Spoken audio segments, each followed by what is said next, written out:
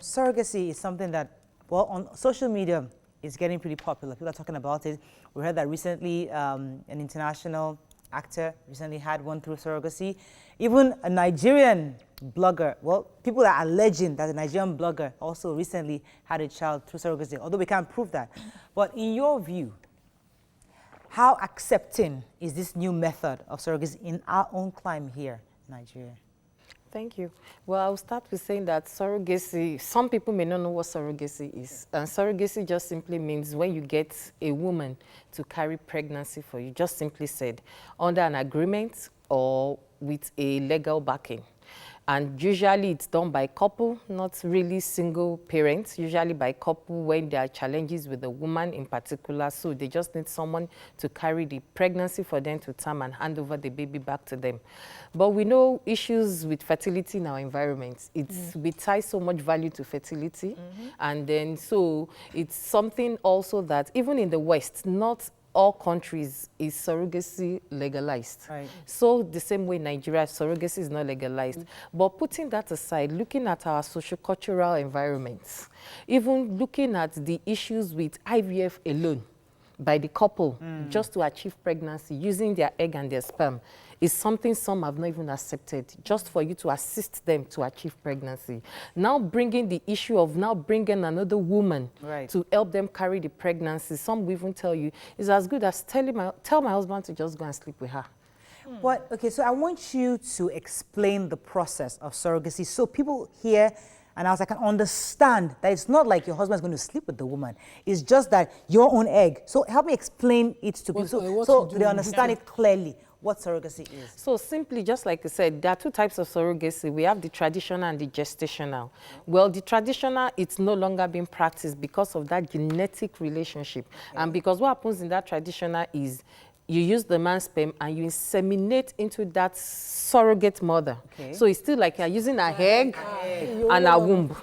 So yes, it's the biological mother, yes, even though there are some agreements you would have had. So, but that was what used to be practiced. But you know, with advancement and everything, for you to now achieve surrogacy pregnancy, you just need to go through IVF first. Because the only way you can have access to what we call the embryos, that's when the egg and the sperm have formed the cellular baby and transfer into somebody else. Because once a woman is pregnant at home, it's because she can get pregnant, she doesn't need a surrogate mother. But because she can achieve pregnancy by carrying, she can possibly achieve pregnancy, but the issue, carrying is the major problem. So which is why we can collect a egg from the woman after some medications, some tests, and then the sperm from the man, and then we put them together, which we call fertilization in the lab, and we form the baby. And then while this is ongoing, the surrogacy arrangement too is not something we just start in a day. The surrogate, they get their own surrogate at the Bridge Clinic. Some other fertility center could provide surrogate. By the Bridge Clinic, you bring your surrogate because of the legal implication attached to it. And someone you are sure that you can also give a close monitoring during that 9 months of pregnancy. Yes, because it's also very important. So there is a growing need for surrogacy to be legalized. Because whether we accept it or not, a lot of women cannot bear children. And that's why we have all these baby factories and people hiding to sell babies and all of that. So we need to legalize that aspect. In a country like India, the surrogacy industry, it's commercialized, highly commercialized. It rakes in about $445 million yearly. Shouldn't we be looking at, you know, legalizing it in such a way that people who really want the babies and people who can give the babies, we come into an agreement and it's business for everybody. It's a win-win for everybody. Well, I agree with you. Even IVF, which is a form of assisted reproduction, is not yet legalized in Nigeria. So we don't really have laws, let me say laws guiding practices and policies of IVF practices. So what we do, basically, different fertility clinic, we follow, some of us follow some European laws just to give the clients the best services. So we have to get to that point before we can get to that point of surrogacy. You can propose a bill like that to the House. Yeah, AFRH is an association of reproductive health specialists, which we are also working on that with the federal government to even bring up our policies in the practice of IVF, then all the associated facilitated services with it, so that we can have something guiding us and then something we can work with. Also, the legal team too, we need them to be part of it, because there must be laws for the surrogate mother and the commissioning couple. I wanted to ask you, because you said you can use the egg of a woman, so is it every woman that produces eggs that her eggs are fertile? Because, you know, some people will not get pregnant, but they're having periods, so that means they're producing eggs. So are you telling me that every single egg is a fertile egg? So that means most women can carry through surrogacy? No. Also, that is age-related.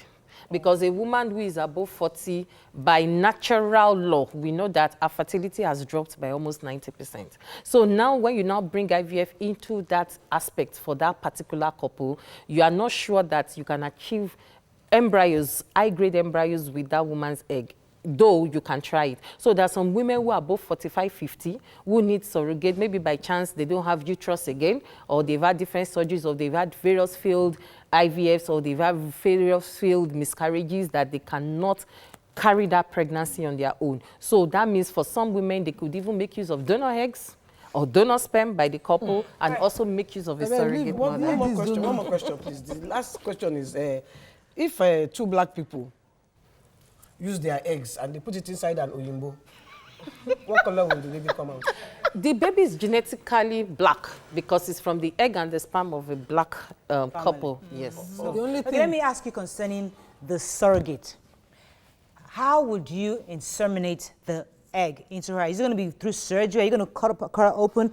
Or because people are afraid, they would like to volunteer to be surrogate, but they also don't want marks on their body. So what will she go through, whoever the volunteering Just surrogate? Like the way we do IVF for women who don't need surrogates, surrogate mothers, the same way we do that too is straightly through the vagina. There are all the processes of IVF. The egg will be fertilized first, and you watch the embryo. The egg is small, it can enter. We do the collection of the egg under ultrasound guidance through the vagina with our transvaginal ultrasound scan. So there's a way we drain, because what we are draining is the follicles. They are fluid, which we now pick the eggs under the microscope. Just the way a man produces semen, we don't see the sperm with the naked eyes. We need to pick it under the microscope. So these are things, these embryos are genetically formed that we cannot see with the naked eyes. So the same way we now transfer back through with the ultrasound scan through the vagina, we have introducers and microloaders that we use in transferring back. So it's all processes that we do through the vagina with ultrasound scan guidance without any cut or anything to the woman. So this, for me, I have reservations. Religious, of course, when it comes to how this thing is going. We know. But let me just quickly ask, how expensive is this thing? Because right now, as we talk, people are still doing the baby factories up in the East, and they're still selling babies. Why are people not resorting to this method if it's already been operated here? Just like you said, socially, culturally, some even don't want people to know that, oh, I had my baby through surrogacy. So even some who use surrogacy, they use the baby bump, so that you know that when you bring the baby back home, you need to, like, where is this baby from? But, you know, these are the issues we'll be having. Just like the IVF too, we still have religious, cultural issues with them. So now, what happens in terms of what is the payment for surrogacy? We could have commercial or altruistic surrogacy services. Commercial are the ones who come in and they say, okay, they want to make money from it. And then these are where agencies come in who provide these ladies for you. Some altruistic, that some bring their sisters, they bring their cousins, that they should help them. So you know that this is for altruistic reasons. So the cost, you cannot say what is the specific. Madam, the Easterners, they had a practice where a woman who is supposedly barren will marry. It's the woman that marries the new wife now. So it's not your husband's wife. You marry. So whatever produce that the woman has in terms of a child is your own. You marry that wife. Those practices are, no. I just want to... The problem. I supposed to solve the problem of surrogacy. Supposed to have solved the problem of surrogacy. Well, that's a form of surrogacy. But don't forget that this woman, because she's barren, the egg is not coming from her. She doesn't have the womb. So it's as good as you just want to give her this baby to comfort her.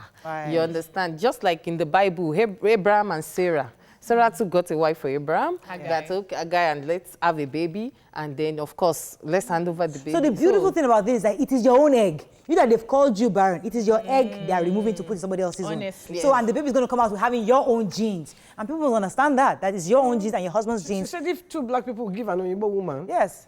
So it's important that, you see, Nigerians need to understand that so they can appreciate the option of surrogacy. Yes, Nia. So women in Nigeria bear the brunt of childlessness. Definitely. They are the ones that are being humiliated. The family will call them all sorts of names. You are barren and all of that.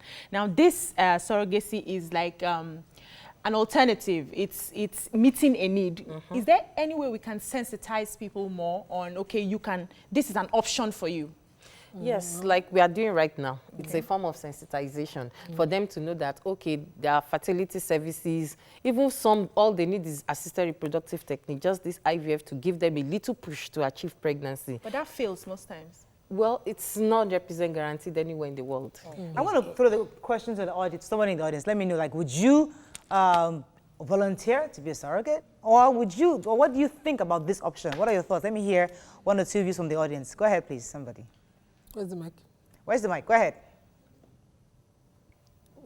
That's a small boy you are giving the Small mic. boy, pass it forward. He's not supposed to be having any sex now. But let him educate The us. conversation. Let him educate Right. us. Do you have something to say? Something surrogacy? I feel that surrogacy is being abused, like sometimes in Nigeria, because most people, they force their housemates or their house helps to do it for them.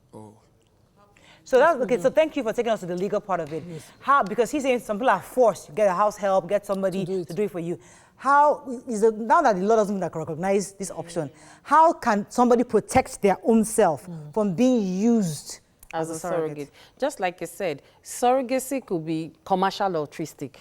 For us at the Bridge Clinic, we don't provide a surrogate. You bring the surrogate because there are a lot of things attached to it. Just like we said, there are ethical issues, there are legal issues. Even when you bring in the surrogate must be psychologically counseled for some time for her to be sure that this is what she wants to do. And after carrying this pregnancy for 9 months, the risk associated with pregnancy, childbirth, are you ready to release this child? Are there, when complications come up with this childbirth, are you ready to bear with these complications? And the couple, are they also ready to support financially for the care? I think you should also have like a legal counsel team that can advise them on the proper contracts to put in place. When the surrogate mother also comes, you know, so they advise them. We have that at the Bridge Clinic. A couple should approach your clinic, for instance, with a contract that they've offered and gotten the surrogate to sign, so that everything is neatly taken care of. Because where there's no law, the court would we follow a contract, a written agreement. Let me take one more comment from the audience. We have a legal team that does that. So they must sign the agreement.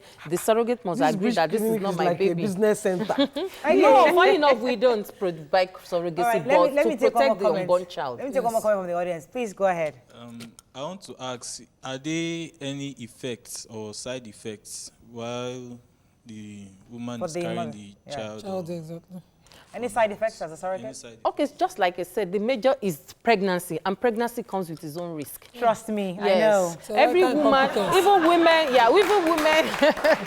even women who's had 1, 2, 3, 4 babies, they will tell you all pregnancies are not the same. They're not. Childbirth is not the same. A woman may have had a childbirth once or twice, normally, like we call vaginal delivery, and the third baby, you could tell her this is cesarean section. So these are the things we let them know psychologically, are they ready to go through it? And people pay for this service, right? You pay handsomely for this service. Yeah, but one thing is that for you to bring a surrogate to us as your surrogate mother, she must have been pregnant and gone through childbirth before, so that she knows what it feels. Yes, okay, so that she can cope with that pregnancy, and everybody is we fine have to with wrap it. up now. Thank you so much, doctor. Let's start right here. You throw in a couple just very quickly. Yeah, Chiro Soma says, I'm in support of saving marriages due to child issues with either IVF or surrogacy. People should be enlightened and encouraged when there is childlessness issue. Billy is, okay, sorry. Okay, so that's all. There are more, but we have to run off. Thank you very much for coming. Thank you. Thank you to our guests. Thank you so much. It's always a pleasure having you guys. And thank you to Corona Secondary School students for being here. Have a fabulous day. We'll see you tomorrow. Bye-bye. Bye.